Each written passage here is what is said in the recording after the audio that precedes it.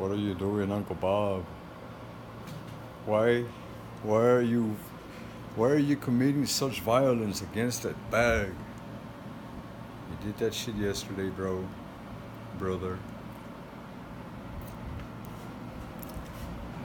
Look at this guy. Look at this. He thinks this is great. The greatest fucking thing on earth. Look at this. Look at this. Uncle Bob, I'm gonna take you back to that shelter. What do you have to say about that, huh? You want fresh tuna? You want fresh milk, fresh water, fresh food? You put your nose in my food, inspect. You don't even ask for food. You just want to inspect what the heck I'm eating. Look at this guy. Don't talk back to me, partner. You're in deep water with me.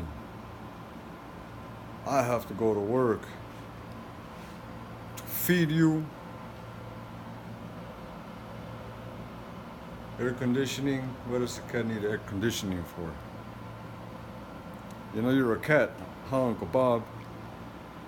By the way, people, I rescued this big boy, this big beautiful boy from a shelter. And my original plan was to rescue a senior cat, you know, 8 years old or whatever. The thing is that he had skin problems, needed medications, something or other, or something else. And so I couldn't, because of my schedule, I just didn't have the time. Well, a kitten would be basically the same, except a kitten, right? Would need attention and like whatever. This a-hole, yeah, you're an apple, like Cosby said. He's 2.5 years old. He's a really good boy. He's trained, potty trained at the very least. We hold conversations. The hell knows what the hell we're saying to each other, but it seems to go well. He's right here, making sure that our beautiful girl is taken care of and is safe. So there, to the right, is his water. To the left is his regular, you know, cat chow, chunks of gravy and the dry one, a little bit mixed. And he's got another big bowl there, like on the left, where I give him his fresh tuna or fresh fish or whatever. I give him little treats. And so yeah, the guy is basically an an apple. And so, Uncle Bob, say hello to the population. Say hi to the population, Uncle Bob. Yeah, you see? Look at this nutcase. Don't leave plastic bags or anything laying around, because this one will take care of it exactly like that. Taken care of. The very beginning, when I brought him, I had his kennel right here. I opened it. Had a couple things, you know. What do you call? Oh, with that purple mat over there.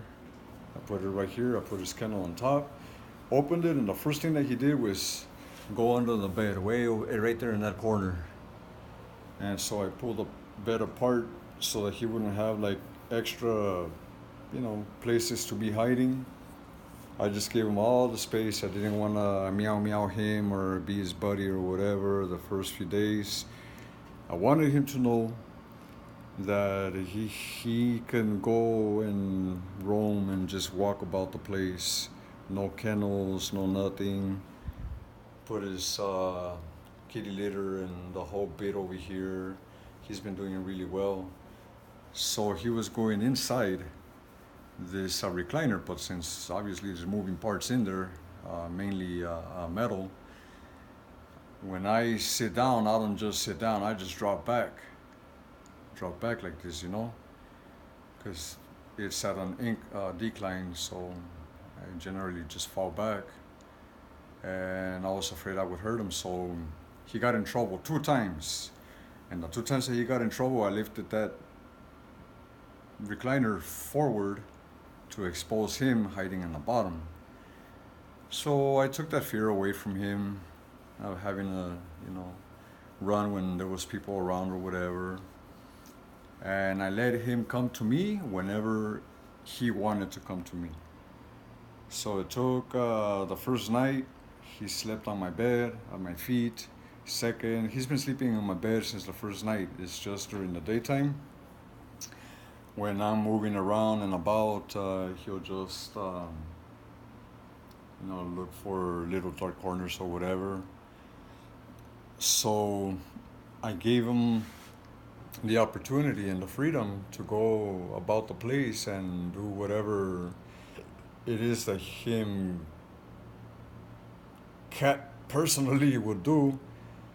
And slowly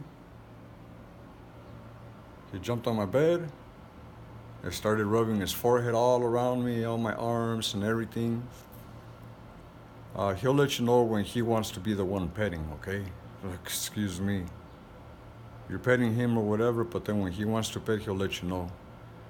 And he'll just start rubbing his forehead and his ears and his face, all on your arms and your hands and your face and like whatever, but without you moving. If you start petting him, then he'll stop and he'll just let you pet him, but he wants to do some petting as well. So for 2.5 years old, this guy is not only a freaking monster, a damn tiger, and he's gonna get much bigger. That's exactly what I wanted. And so there he is. Feed him in the morning, 4 to 6 a.m. His wet, chunky gravy food, okay? Then I'll give him some other dry stuff for the entire day till I get back, and his water, his milk or whatever. And I'll give him some more of the gravy stuff or whatever for his dinner for night. Generally, before 8 p.m., after 4 p.m., anytime around there, mainly around 6, usually.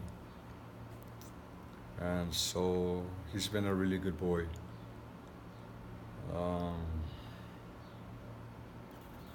Stands on the window over there, starts inspecting and making sure that the people who belong on the property are the only ones coming into the property. Imagine that. And I leave, I come back. Usually, he'll be waiting for me either right there or right there in this area. So I'm very happy. My good friend Uncle Bob, I bought a motorcycle just to go, to make it easier for work, go make some money for us. This a-hole takes so many shits that, he takes a shit like I eat. I take a shit like he eats. Doesn't eat very asshole. He doesn't eat very much, but somehow he packs it all in. Uncle Bob, cat on yourself. All right, that's the introduction to my Fundi's friend.